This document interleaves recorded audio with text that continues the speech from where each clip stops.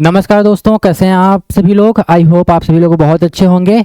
आप सभी का एक बार फिर से स्वागत है एकांश अकेडमी के ऑनलाइन प्लेटफॉर्म पर। मैं रोहित सर, जैसा कि अभी हम आपको पढ़ा चुके हैं रिसोर्सेस ऑफ फूड, फिर उसके बाद नेक्स्ट क्लास में हुआ है फूड कंपोनेंट्स ऑफ फूड। ठीक है, तो आज इन्हीं सबको मद्देनजर रखते हुए हम लेकर आए हैं वनडे एग्जाम्स के लिए बहुत ही इम्पोर्टेंट क्वेश्चन, जो कि हम हमारे बिल्कुल क्लास से लाइन टू लाइन है।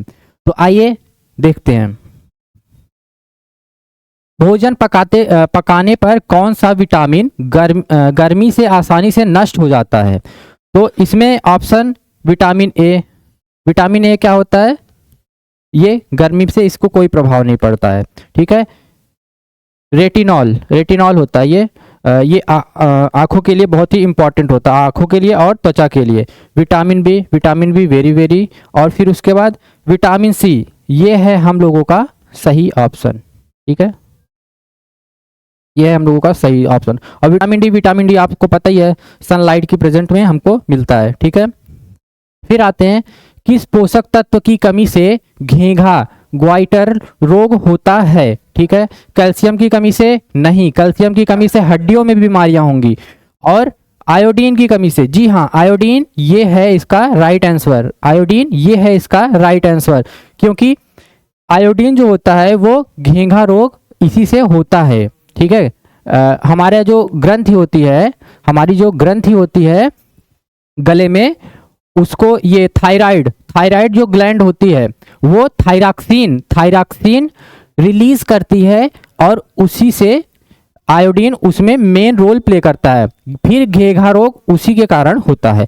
फिर आते हैं आयरन लोहा। आयरन क्या होता है, ये तो ब्लड में हीमोग्लोबिन बनाने के लिए। फास्फोरस और कैल्शियम, ये दोनों मिलके हड्डी और दांतों को क्या करते हैं, मजबूती देते हैं, बनाने में बिल्ड मटेरियल का काम करते हैं ये लोग। और क्या होता है कि अगर फास्फोरस और कैल्शियम की कमी होगी तो दांत में जो काड़ा लग जाता है, सड़न होती है, वो इन्हीं की वजह से होती है। ठीक है, फिर आते हैं, हमारा शरीर सूर्य के प्रकाश की उपस्थिति में कौन सा विटामिन बनाता है। ये तो आप सभी को पता ही है, विटामिन डी होता है। ठीक है, विटामिन डी होता है। ठीक, चलिए, अरक्तता किस खनिज लवण की कमी के कारण होता है।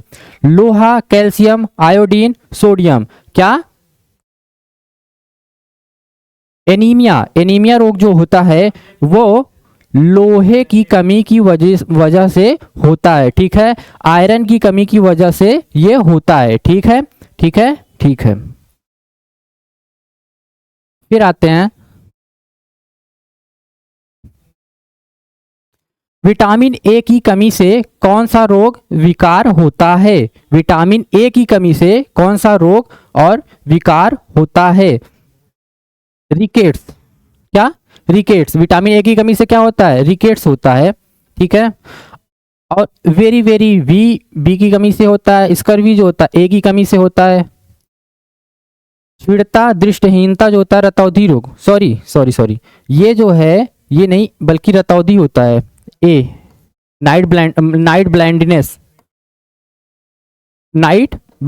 होता है। ये जो होता है, हड्डी टेढ़ी मेढ़ी हो जाती है इसमें, रिकेट्स। स्कर्वी क्या होता है, मसूड़ों से खून आता है। ठीक है, वेरी वेरी बी की कमी से होता है।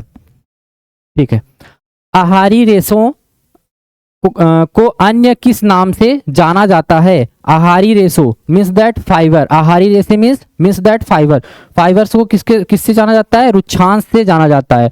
ठीक है, प्रोटीन से वसा, फैट, मंड, कार्बोहाइड्रेट। ठीक है, ठीक है। यदि कोई व्यक्ति अपने भोजन में पर्याप्त प्रोटीन नहीं ले रहा है तो उसे कौन सा लक्षण दिखाई दे सकता है। वृद्धि में अवरुद्ध होना, चेहरे पे सूजन, बालों का रंग उड़ना, उपयुक्त सभी। तो इसमें क्या होगा, इसमें होगा उपयुक्त सभी। ठीक है, अगर कोई व्यक्ति न्यूट्रिएंट्स की कमी हो रहा है, अगर किसी में न्यूट्रिएंट्स की कमी हो रही है तो उसमें क्या क्या होगा, वृद्धि में रुकावट होगी, और क्या, ये सभी सब होंगी। चेहरे पे सूजन, बालों का रंग का उड़ जाना होगा। ठीक है, एक लंबी अवधि तक पोषक के अभाव के कारण होने वाले रोग को क्या कहते हैं। अभावजन्य रोग क्या होगा? अभावजन्य रोग, इसी को हम लोग बोलते हैं डिफिशियंसी डिजीज, इसी को बोलते हैं डिफिशियंसी डिजीज। जब एक लंबे अवधि के लिए हमें किसी पोषक न्यूट्रिएंट्स की जब कमी होने लगेगी, जब किसी लंबे समय तक किसी न्यूट्रिएंट्स की कमी होगी, तब क्या होता है? तब तब अभावजन्य रोग हो जाता है, डिफिशियंसी डिजीज होता है उससे। अगर थोड़े समय के लिए हम लोग उसको अगर कोई किसी पोषक तत्व की कमी होती है तो ये रोग नहीं होता, लेकिन जब लंबे टाइम के लिए होता है तब ये रोग हो जाता है। ठीक, मसूड़ों से खून निकलना और घाव भरने में अधिक समय लगना किस विटामिन की कमी का लक्षण है? तो ये है vitamin C. Vitamin C, vitamin C कहाँ कहाँ से मिलता है हम लोगों को? विटामिन सी मिलता है जैसे खट्टे फलों से मिलता है, जैसे टमाटर हो गया, आंवला हो गया, नींबू हो गया, इन सब से विटामिन सी मिलता है हम लोगों को। ठीक है, फिर आते हैं शरीर वर्धक भोजन, बॉडी बिल्डिंग फूड किसे कहा जाता है? तो ये आप सभी लोग जानते होंगे, प्रोटीन सब खाते हैं ना, जो जिम जाते हैं उनको बॉडी बिल्ड करना होता है तो क्या वो लोग प्रोटीन लेते हैं, तो सिंपल सा होता है, सिंपल ही है। ठीक है, और वसा युक्त भोजन, विटामिन युक्त भोजन, रुक्षांश युक्त भोजन। ठीक,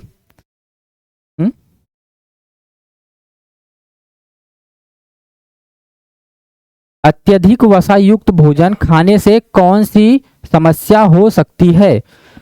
वसा युक्त, अधिक वसा युक्त, अगर आप ज़्यादा वसा युक्त भोजन करेंगे, देखिए ये सब मैंने प्रीवियस क्लास में बहुत अच्छे से डिटेलिंग में आपको बताया हुआ है। अगर तो क्या हो जाएगा? मोटापा होगा, मोटापा। ठीक, फैट ज़्यादा इकट्ठा हो जाता है। ठीक, छिलका उतार कर यदि सब्जियों और फलों को बार बार धोया जाए तो क्या हानि हो सकती है? स्वाद बढ़ जाता है, बिल्कुल गलत जवाब है। कीटाणु मर जाते हैं, ये सही हो सकता है, लेकिन हमको उसमें हानि क्या बोला जा रहा है? हानि पूछ रहा है। कुछ विटामिन और खनिज लवण नष्ट हो सकते हैं, ये सही आंसर होगा। और क्या? रंग खराब हो जाता है, ये बिल्कुल गलत है। ठीक है, फिर आते हैं अस्थियों, बोन्स को मुलायम होकर मुड़ जाना किस बीमारी का लक्षण होता है? ये होता है रिकेट्स। ठीक है, रिकेट्स जो होते हैं ये विटामिन डी की कमी से होता है। विटामिन बी1 की कमी से कौन सा रोग होता है? विटामिन बी1 की कमी से कौन सा होएगा? वेरी ठीक है। और रतौदी ये किससे होता है? ए से होता है, स्कर्वी और रिकेट्स भी होते हैं। देखिए, अब आते हैं हमारे शरीर में जल का मुख्य कार्य क्या है? जल का मुख्य कार्य क्या है? ऊर्जा प्रदान करना, बिल्कुल गलत जवाब। ओनली कार्बोहाइड्रेट और वसा करते हैं ये काम। शरीर का तापमान बढ़ाना, शरीर का तापमान बढ़ाना नहीं, बढ़ाता नहीं है, नियंत्रित रखता है, बढ़ाता नहीं, नियंत्रित रखता है। भोजन से पोषक तत्व को अवशोषित करना, ये सही है। वसा का निर्माण करना, गलत। फिर आते हैं निम्नलिखित में से ऊर्जा देने वाला भोजन, एनर्जी गिविंग फूड कौन सा है? केवल वसा होता है? नहीं बेटा, केवल वसा नहीं होता है, केवल वसा नहीं होता है, इसमें तो कार्बोहाइड्रेट भी तो होते हैं। केवल कार्बोहाइड्रेट नहीं, वसा भी तो होता है, गलत जवाब। फिर वसा और कार्बोहाइड्रेट दोनों, हाँ ये सही हुआ। फिर विटामिन और खनिज, विटामिन खनिज हमको एनर्जी नहीं देते हैं, विटामिन खनिज हमारे वृद्धि में सहायक होते हैं और रोगों से इम्यून सिस्टम और डाइजेस्टिव सिस्टम के लिए इंपॉर्टेंट होते हैं। ठीक है, फिर आते हैं कमजोर अस्थियों और दंत क्षय किस खनिज की कमी से संबंधित है? Iodine, calcium, iron, phosphorus. एक बार फिर से आप देखिएगा, कमजोर अस्थियां और दंत क्षय। कमजोर अस्थियां कब होंगी? जब कैल्शियम की कमी होगी। दंत क्षय मतलब दांतों में जो कीड़ा पड़ जाता है वो, तो दंत क्षय तो वो किसकी कमी से होता है? कैल्शियम की कमी से होता है। और फास्फोरस भी इसमें इंक्लूड होता है। ये दोनों मिल के जो होते हैं हड्डी को और दांतों के इनामिल जो होता है सबसे हार्डेस्ट पार्ट होता है वो उसको ये लोग बनाते हैं। ठीक है, ठीक है। चलिए, रुक्षांश की पूर्ति मुख्यतः किन स्रोतों से होती है? रुक्षांश की पूर्ति मुख्यतः किन किन चीजों से होती है? पादप उत्पाद से, दाल, आलू, ताजे फल। बिल्कुल एनसीईआरटी की एकदम डिक्टो लाइन है ये चीजें। क्या है? डिक्टो लाइन है ये चीजें। पादप उत्पाद से ही मिलता है। कभी भी जो एनिमल रिसोर्सेस होंगे, जो एनिमल फूड रिसोर्सेस होंगे, उससे नहीं मिलता है। ठीक है। दूध और मांस, बिल्कुल नहीं, गलत बात। एनिमल से नहीं मिलता है। मछली और अंडे, गलत बात। केवल जल से, गलत बात। ठीक है। फिर आते हैं संतुलित आहार। संतुलित आहार का क्या अर्थ है? क्या अर्थ है? ठीक है। केवल पेट भर खाना। संतुलित आहार मीन्स केवल पेट भर खाना होता है? नहीं, गलत।